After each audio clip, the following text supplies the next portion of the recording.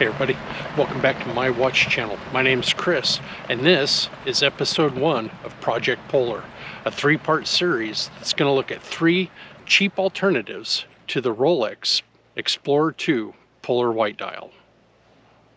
So my idea for this series of videos, first one, getting out, riding my fat bike in the snow, figuring out what that's all about. The second one, going out, camping overnight, utilizing just the equipment I would be able to carry on the bike. And in the third and final video, it'll all culminate into one 24-hour fat bike packing adventure.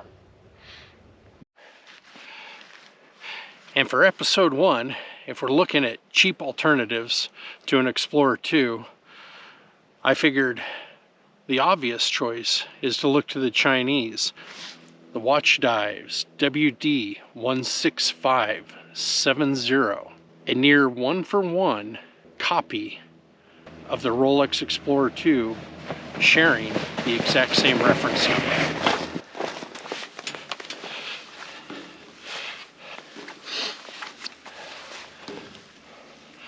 WATCHDIVES WD16570. You know, what's there to say? It's a one-for-one copy of the ROLEX EXPLORER II, which kind of makes it one of the obvious choices for this 3-watch kind of comparison. Chinese copycat watches are pretty divisive. On one hand, they're super inexpensive. They do offer a lot of bang for the buck as far as the materials used, and usually the assembly and the final product does exceed the price that they do sell for. On the other hand, there are those that find watches like this WATCHDIVES an absolute abhorrent abomination. Nothing more than a counterfeit, taking advantage of a loophole, and by just printing their own logo or their own brand name upon the dial, keeps them from being labeled as counterfeit. Now for myself, I kind of lean on the side that these Chinese clone brand, copycat brand, homage brands, whatever you want to call them, they do provide a product for a certain category of watch enthusiasts. Someone maybe who by circumstance will never be in a position that they can afford the Rolex or the AP or the Vacheron.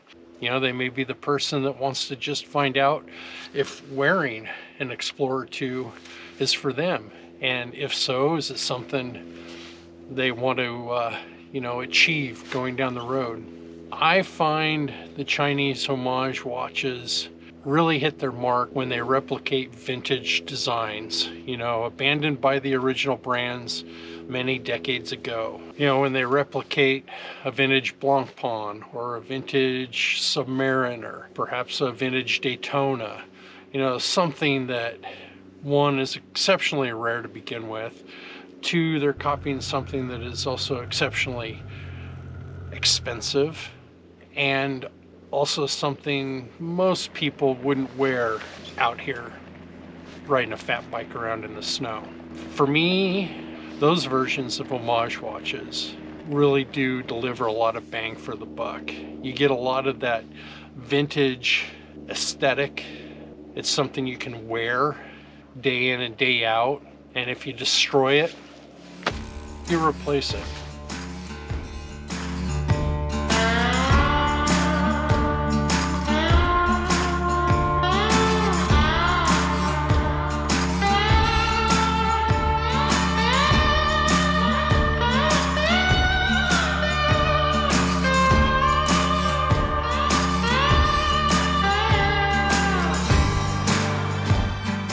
So let's go over some specs on this watch. It's as you would expect. It's 316L stainless steel. It has a sapphire crystal. It has a Seiko NH34 multiple time zone / GMT movement. It's not a genuine GMT movement, but it does function as such.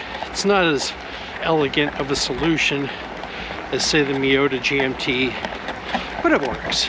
You can definitely track multiple time zones with it.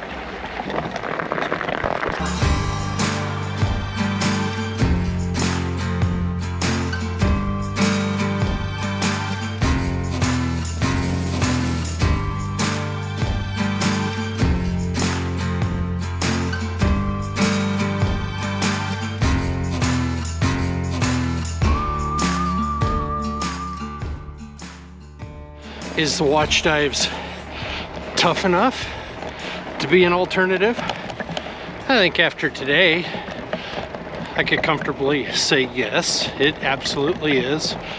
And for transparency's sake, this is about the third time I've been out with it, doing this, filming this. So it's kind of been put through the ringer a few times over.